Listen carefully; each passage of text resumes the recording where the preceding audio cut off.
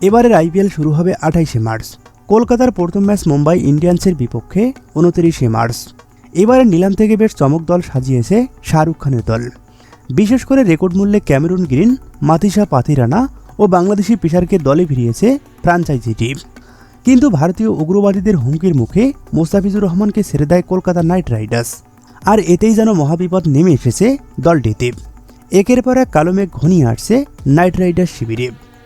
মোস্তাফিজের বিকল্প হিসাবে Zimbabwean pacer বিলিসিং মুজরাবানিকে দলে ফিরিয়েছে তারা।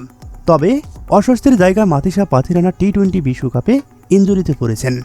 এবার আইপিএলে কলকাতার স্কোয়াডে ফিরতে পারবেন কিনা তা নিয়ে রয়েছে যথেষ্ট সংশয়। সেই শঙ্কা এখনও না কাটতেই এবার এলো আরও বড় বিপদ। তা হলো বিশ্বকাপের পর এবার হর্ষিত রানা আইপিএল থেকেও ছিটকে যাচ্ছেন।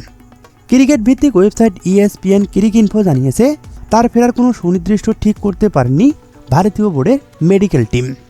যেটির মানে দাঁড়াচ্ছে মাঠে ফিরতে বেশ সময় লাগবে তার। পুরোটা যদি নাও হয়, আইপিএলের বেশিরভাগ টুকুতেই খেলতে পারবেন না তিনি।